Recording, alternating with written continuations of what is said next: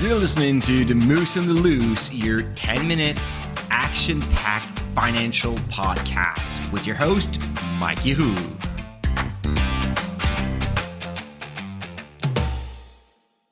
Hey, what's up, Market Moose? Mike from The Moose on the Loose. I hope you're doing well today. Welcome to Retirement Friday. Today we're going to go using AI, ChatGPT, to enhance, improve your retirement plan. That is a powerful yet dangerous tool.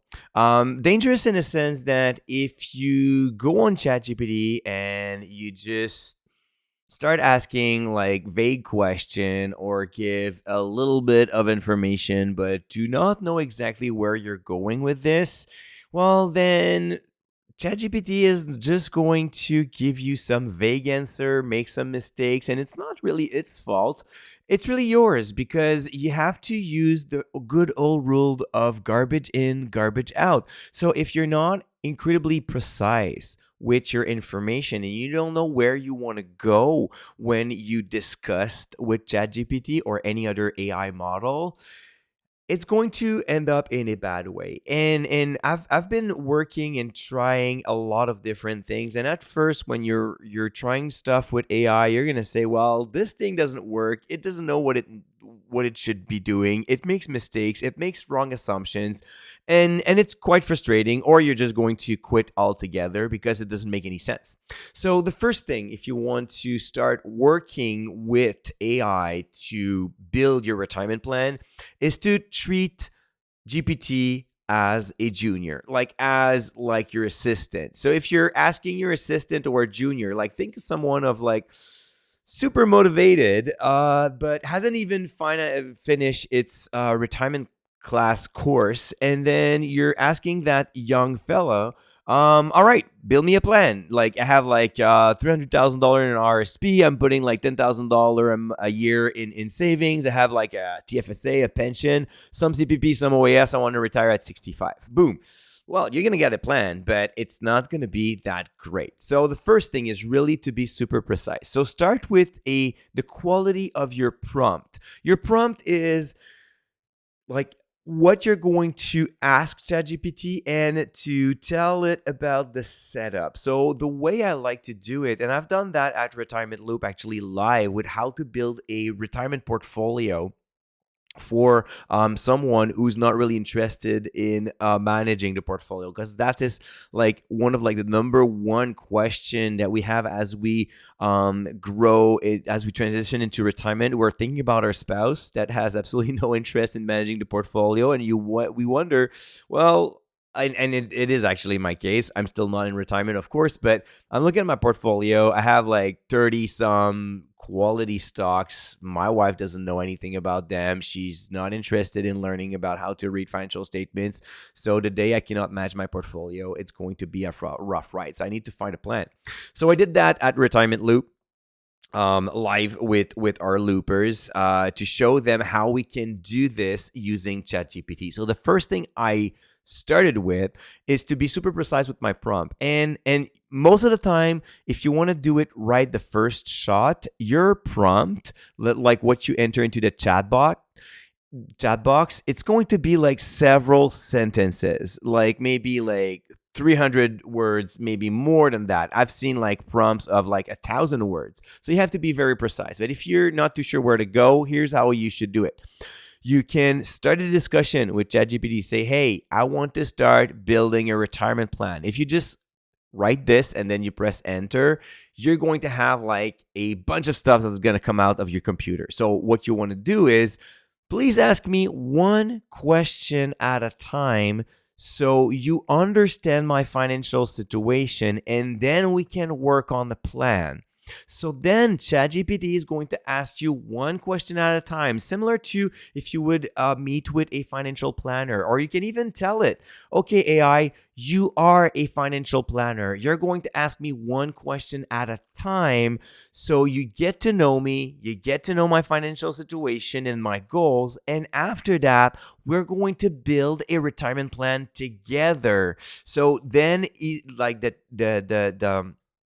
ChatGPT is going to start asking you one question at a time, starting to understand a little bit more where you're coming from, where you want to go, and then it's going to get a better idea of your retirement situation and how you can build that retirement plan.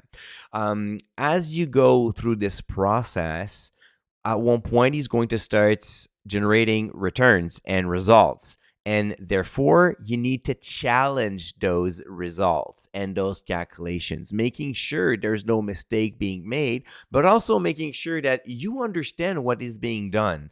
The best way to do it actually is to have some kind of like a spreadsheet that was done already. At Retirement Loop, we do have like a complete spreadsheet, like very powerful, that goes into details, that has optimizers. So it's really nice how it's built. But at least it gives you a starting point so you can know where to challenge. So maybe ChatGPT is going to say, oh, take CPP and OAS at the age of 60.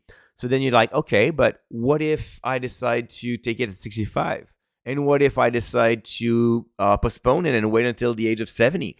What if I started to withdraw my RSP faster? And then what if I want to die with $0? So you can start iterating different scenarios with ChatGPT and ask it even more questions and challenge it.